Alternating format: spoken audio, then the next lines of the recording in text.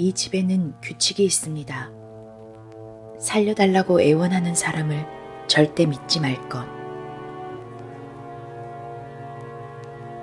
지난 봄 아내와 나는 신혼집을 샀다. 푸른 초원 위 나무로 둘러싸인 아름다운 집. 우리는 늘 대도시를 떠나 자연에서 사는 삶을 꿈꿔왔다. 집 주변 풍경은 믿을 수 없을 정도로 아름다웠다. 우리는 완전히 매료되어 그 집을 샀다. 그것도 아주 합리적인 가격으로. 지난 10년간 이 집에는 아무도 살지 않았다. 주변에 이웃이라고는 단 한 가구뿐. 어느 날 친절한 얼굴을 한 이웃이 우리를 찾아와 집에서 살아남기 위한 3가지 규칙에 대해 경고하는데, 해리슨 쿼리, 매트 쿼리, 공포 스릴러 장편 소설. 죽여야 사는 집, 이웃 사냥.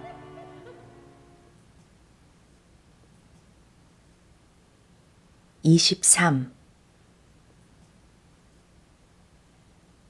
추수감사절이 지나고 그 주 토요일, 나는 대쉬를 데리고 헨리포크 강을 따라 송어 낚시와 뇌조 사냥을 가기 위해 일찍 일어났다. 옛날 방식으로 낚싯대를 던져 낚는 것이었다.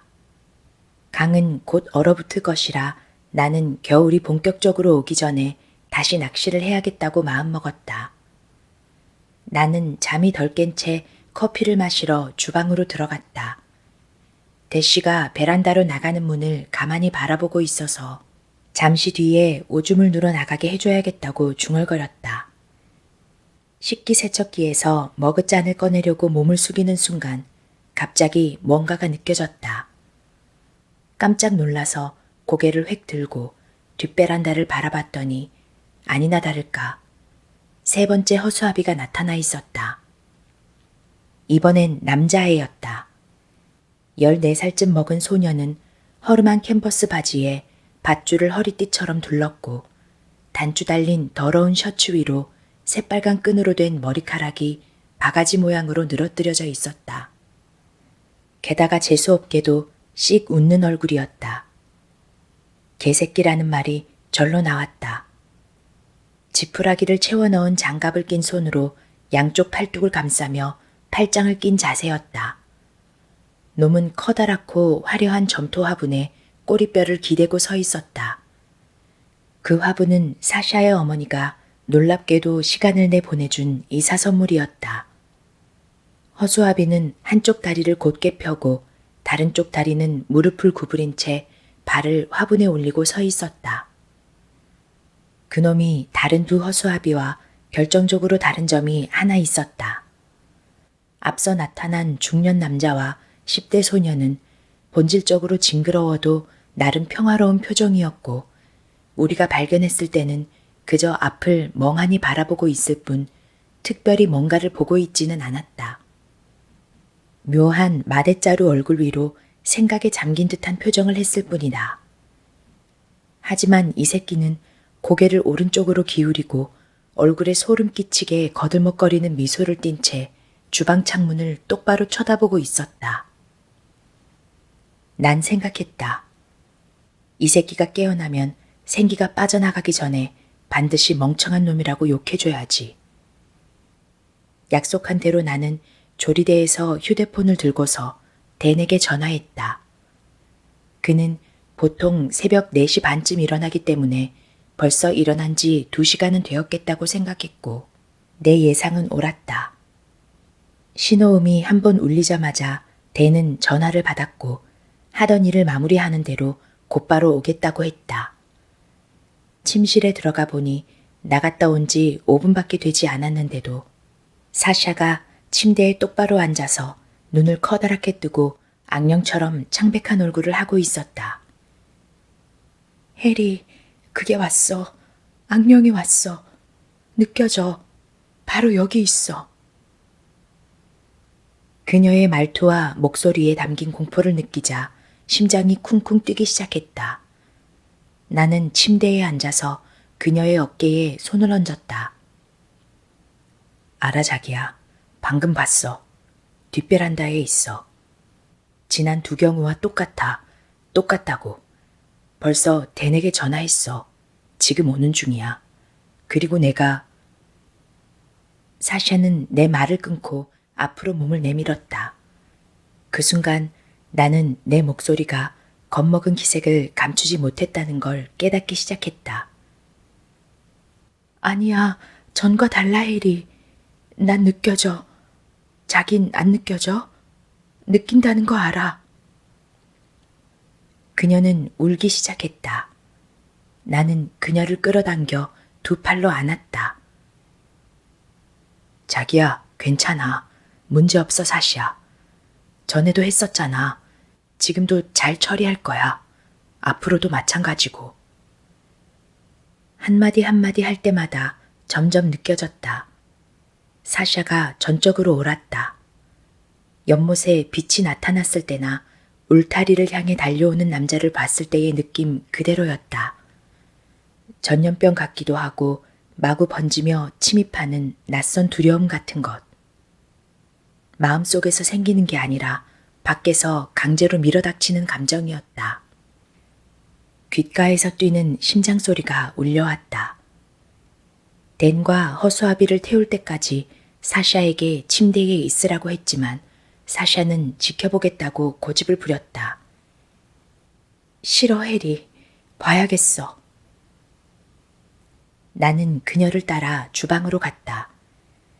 대쉬는 여전히 주방문 앞에 서서 고개를 숙이고 목털을 세운 채 낮고 깊은 으르렁 소리를 내고 있었다. 그 광경만으로도 온몸에서 아드레날린이 뿜어져 나와 손과 얼굴에 펌프처럼 쏟아졌다.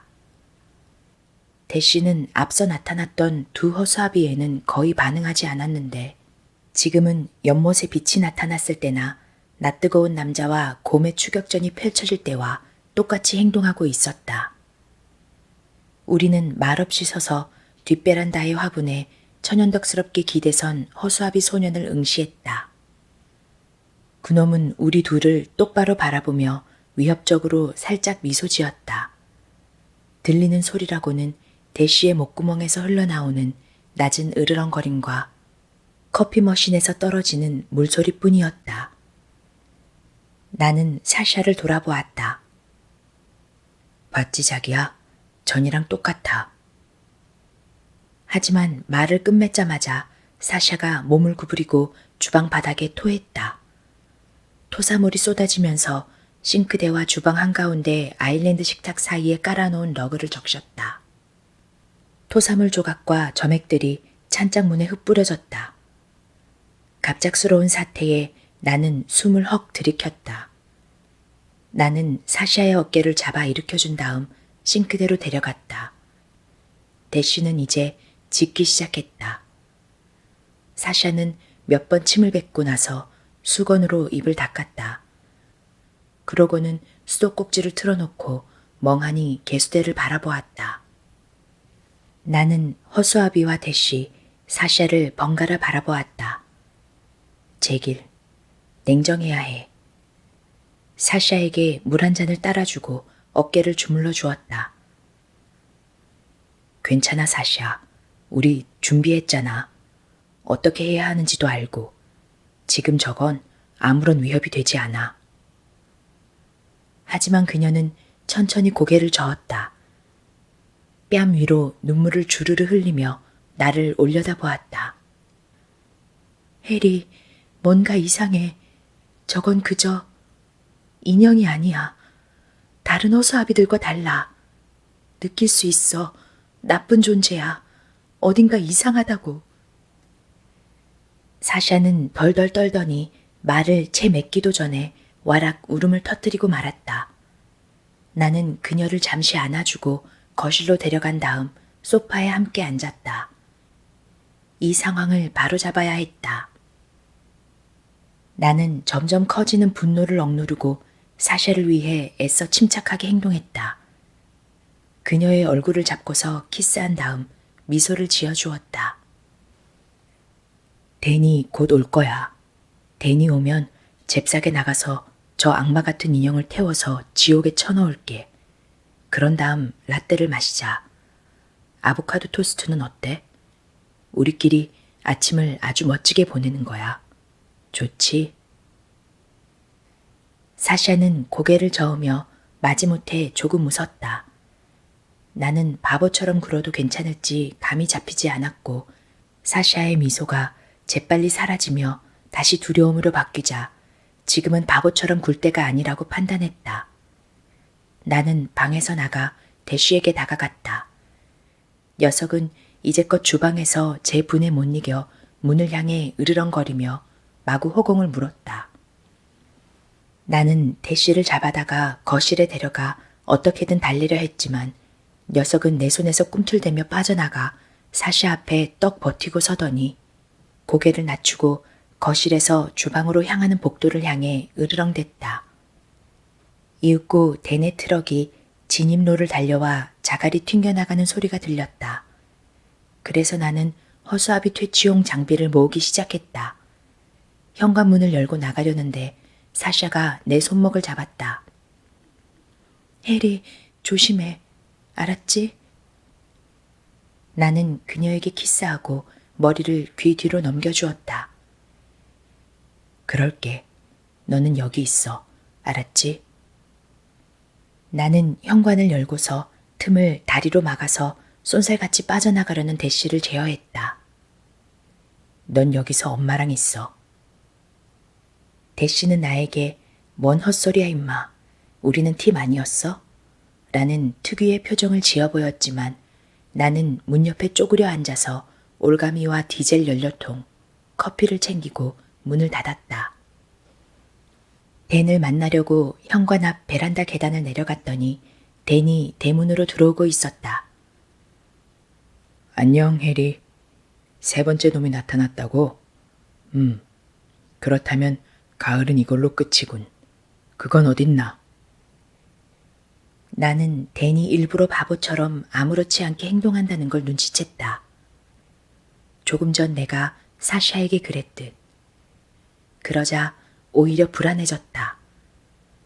우리는 집 앞을 쭉 걸어 주방 앞에 이어진 뒷베란다에 다다랐다. 나는 커피잔을 든 손으로 문제의 소년을 가리키며 댄이 걱정스러운 반응을 보이는지 살펴보았다. 댄은 허수아비의 크기를 가늠했다. 꼬마로군.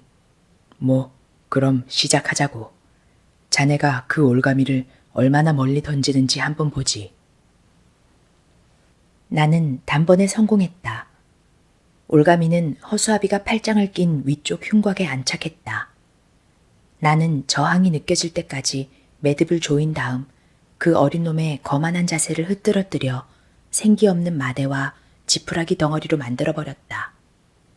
댄은 내게 고개를 끄덕였다. 불안한 표정이었다. 나 역시 불안했다. 나는 밧줄을 길게 내리면서 걸었다. 그러고는 현관 계단 쪽으로 허수아비를 끌어당길 수 있는 지점까지 간 다음 밧줄을 놓고 울타리 뒷문을 열었다. 앞으로 벌어질 이런저런 소소하고도 두려운 상황에 대한 기대로 심장이 쿵쿵 뛰었다. 매우 불쾌했다. 마대와 지푸라기로 만든 소년의 몸이 현관 계단 위를 퉁퉁 떨어져 내려오는 느낌이 들었다. 제길, 이 허수아비는 셋 중 가장 무거웠다. 못해도 20kg은 훌쩍 넘는 것 같았다. 나는 허리를 굽히고 밧줄을 꽉 쥔 다음 온 힘을 다해 허수아비를 뒷마당에 질질 끌며 뒷문으로 다가갔다. 12m쯤 남았군. 이제 9m. 나는 전속력으로 달리려 했다. 6m쯤. 이제 3m. 뒷문에 도착했는데 그 조그마한 자식은 그새 50kg은 더 늘어난 것처럼 무거웠다. 어깨와 다리가 심하게 아팠다. 나는 밧줄을 떨어뜨리고 몸을 돌려 댄을 바라보았다. 그는 허수아비 뒤에서 12어 걸음쯤 떨어져서 오고 있었다.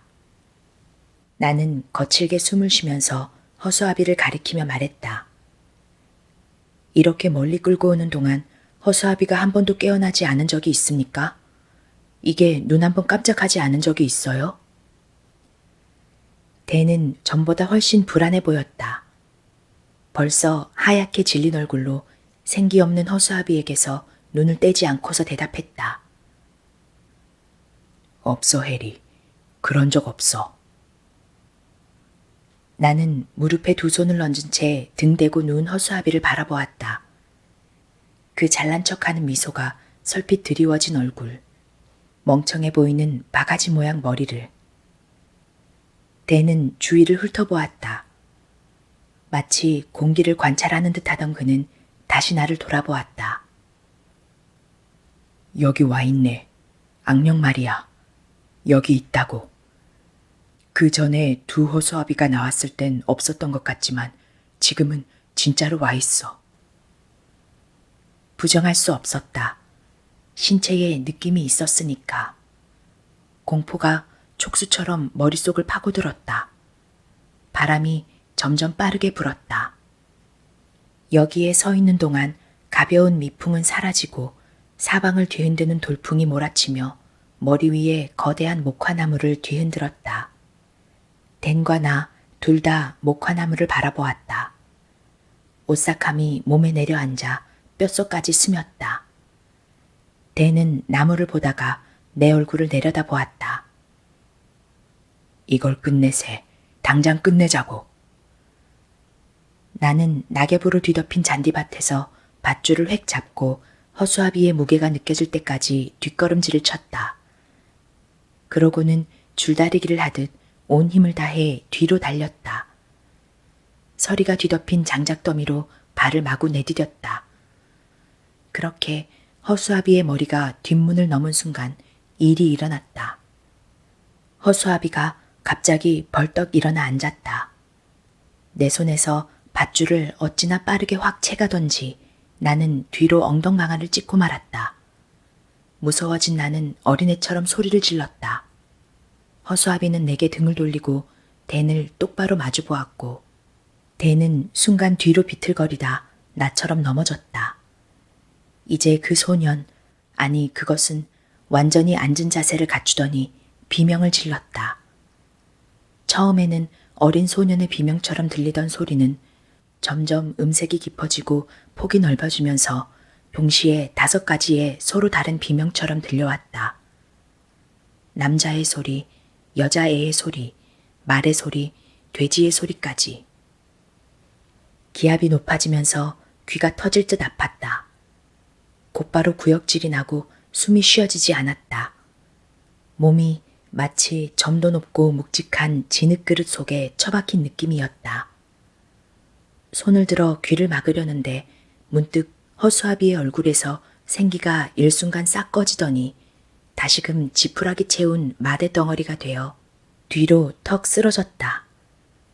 여전히 그 징그러운 미소를 띠고 멍하니 하늘을 바라보고 있었다. 나는 주섬주섬 일어나서 허수아비를 내던지고는 댄에게 급히 달려갔다. 그는 팔꿈치로 몸을 지탱한 채 눈을 부릅뜨고 악마 같은 허수아비를 이글거리는 눈빛으로 바라보았다. 댄의 옆에 무릎을 꿇자 그는 나를 올려다보았다.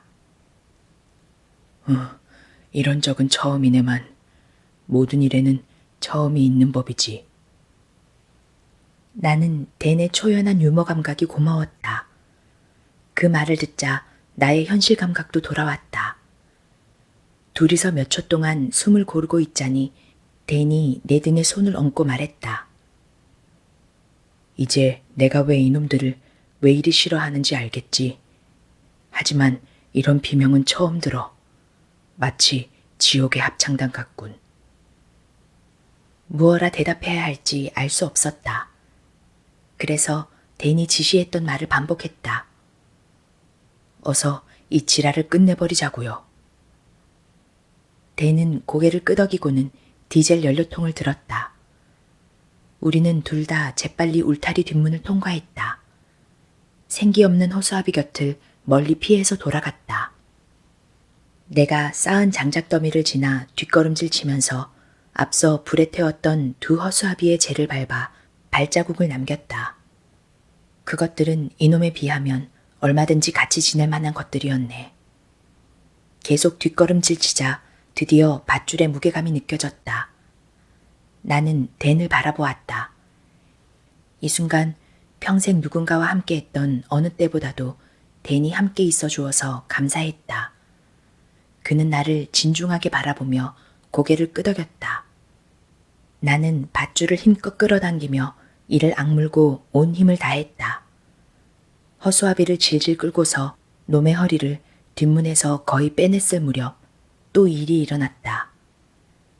허수아비는 두 팔을 한쪽으로 획 뻗더니 재빠른 동작으로 몸을 뒤집어 배를 바닥에 깔고서 네 발로 기는 자세를 취했다.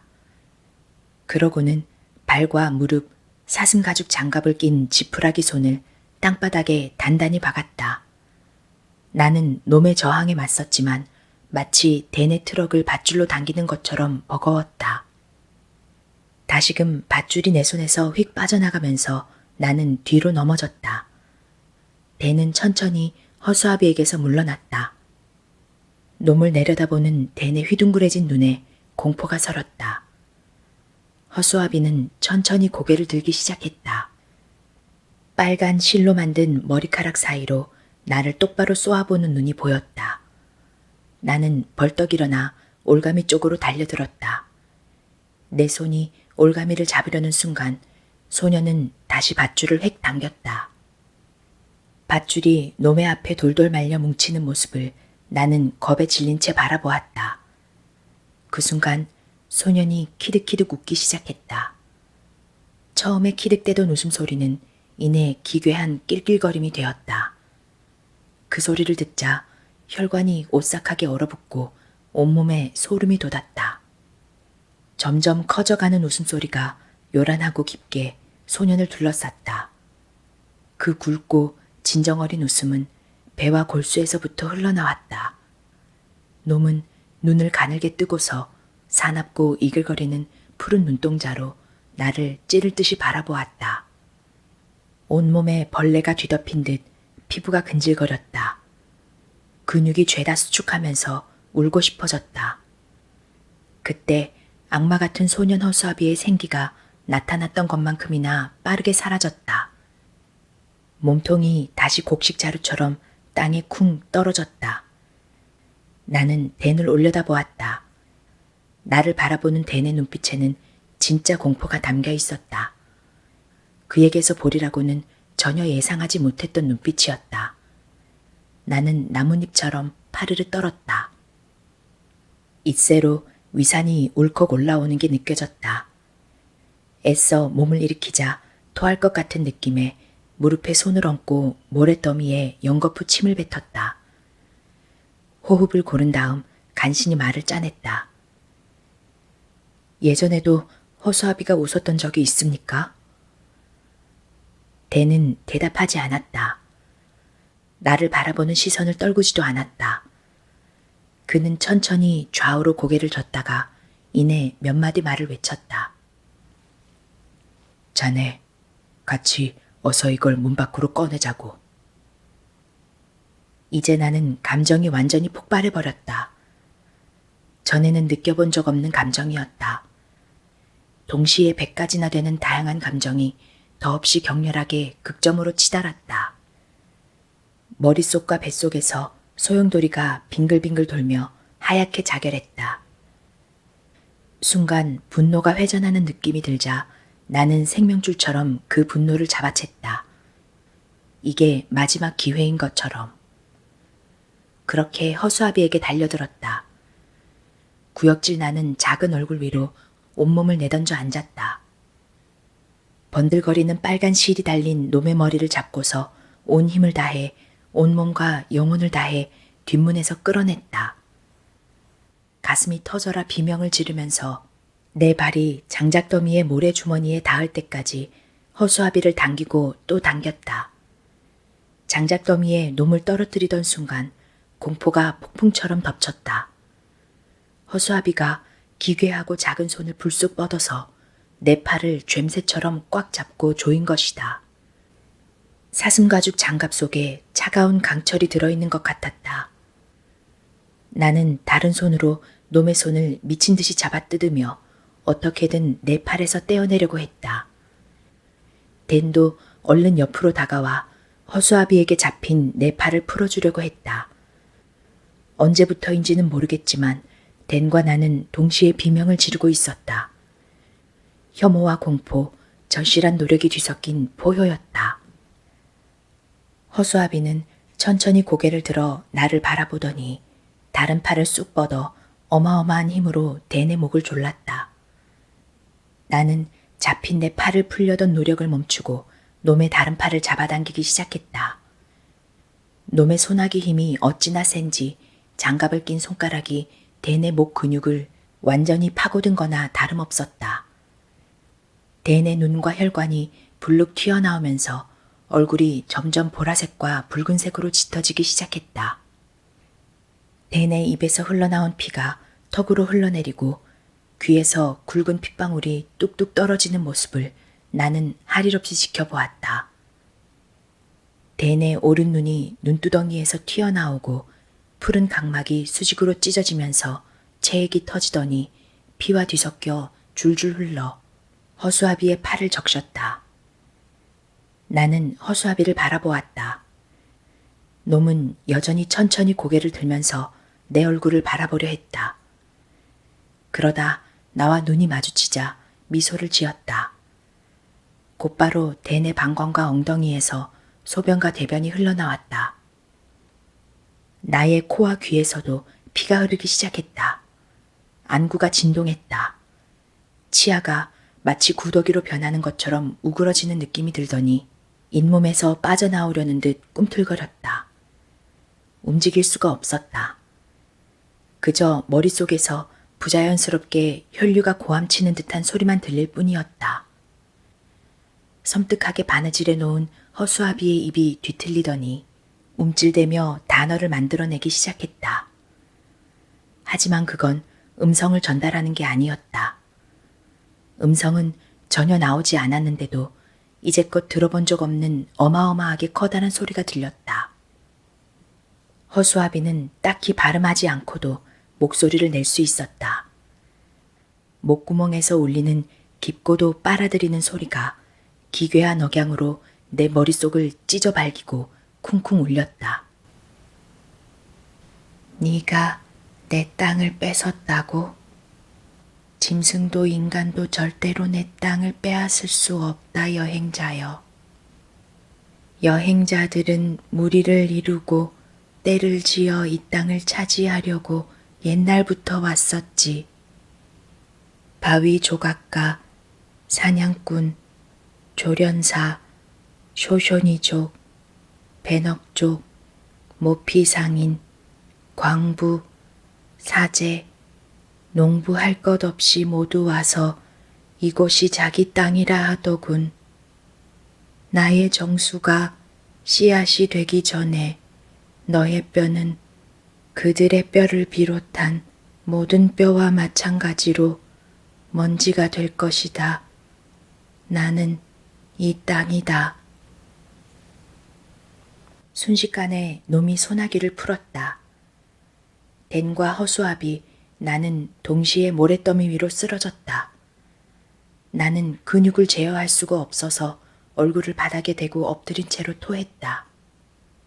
입속에 쓴물이 가득 차올라 발작적으로 기침이 나온 것이 오히려 몸의 반사 조절 기능에 반동을 주어 다시 정신을 차릴 수 있었다. 이제 허수아비는 다시 헐렁한 지푸라기 자루가 되어 있었다. 그것에게서 얼른 몸을 굴려 떨어진 나는 무릎을 대고 일어나 앉아 애써 숨을 쉬어 보았다. 하늘을 바라보며 힘겹게 숨을 고르다가 눈앞이 보이지 않는다는 걸 깨달았다. 눈을 가린 젖은 모래를 쓸어내고서 눈이 떠지는지 확인했다. 눈을 떴는데도 앞이 여전히 보이지 않자 온몸에 더러 공포가 흘렀다. 하지만 그 때문에 처음으로 머릿속이 맑아지기도 했다.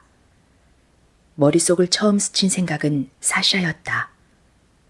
사샤, 나 때문에 우리가 위험해졌어. 내가 사샤를 위험하게 만들었어. 내가 무슨 짓을 한 거지? 내가 무슨 짓을 한 거냐고. 다음으로 댄이 떠올랐다.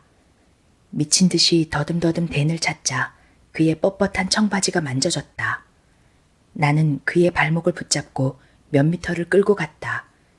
다시 우리가 쓰러진 곳으로 돌아와 허수아비를 더듬어 찾았다. 그놈의 형체를 찾자마자 나는 움찔 물러섰다. 주머니를 더듬어 성냥을 찾아낸 다음 성냥갑을 꺼내고 엄지로 사포 부분을 찾았다. 성냥 서너 개를 뭉텅이로 꺼낸 다음 천천히 더듬거려 허수아비의 등을 찾아냈다. 그놈의 위치를 머릿속에 최대한 새기고서 성냥을 그어 들어 올렸다. 불꽃이 송진을 태우며 지글거리는 소리에 귀를 기울였다. 그러고는 생기 없는 마대와 지푸라기 인형 위에 떨어뜨렸다. 그것이 불길에 휩싸이면서 얼굴에 열기가 훅 끼치고 기침이 터지고 나서야 불이 붙었음을 확인했다. 나는 댄을 뉘어둔 곳으로 몸을 굴렸다. 그의 다리가 다시 만져졌다. 이제 모든 기억이 되돌아왔다. 허수아비가 내 팔과 댄의 목을 잡았던 게 마약을 했을 때처럼 멍한 흐릿함을 꿰뚫고 속속들이 떠올랐다. 나는 울고 있었다. 어린아이처럼 울면서 댄의 몸을 더듬대고 팔로 껴안았다. 울타리 뒷문이 어디 있는지 어렴풋이 추측만 할 수 있었지만 이 불꽃으로부터 멀리 댄을 끌고 가야 했다. 하지만 몇 미터 가지도 못했는데 근육에 쥐가 나고 말았다. 나는 뒤로 넘어졌고 댄도 덩달아 내 위로 쓰러졌다. 그의 몸무게에 눌리자 그렇지 않아도 힘겨운 호흡이 더 힘들어졌다. 어느새 나도 모르게 살려달라고 비명을 지르고 있었다. 스콧의 이름을 외쳤다. 터커도 불렀다. 군용 조끼를 더듬으며 지혈대를 어디 뒀는지 찾았다. 헬멧 끈을 찾으려고 목을 긁었다. 스콧은 방금까지 내 옆에 있었어. 그 자식도 죽었나? 제길 분명 죽었을 거야. 우리는 이 지점에서 떠야 해. 나는 위생병을 소리 높여 불렀다. 내 소총은 젠장 어딨지? 소총이 있어야 해. 움직여야 해. 망할 내 소총을 찾아서 여기에서 피해야 한다고. 젠장, 위생병은 어딨지? 난 여기서 돼질 거야. 난 여기서 돼질 거라고. 마지막으로 비명을 지르다 또 발작적인 기침이 나왔다. 기침이 어찌나 심했는지 또 토하고 말았다. 불쾌한 감각 덕에 내가 지금 어디 있는지 다시 기억이 났다. 기절하기 직전 대시가 나의 얼굴을 핥는 느낌과 더불어 사샤가 내 이름을 목이 찢어져라 부르는 소리가 들렸다.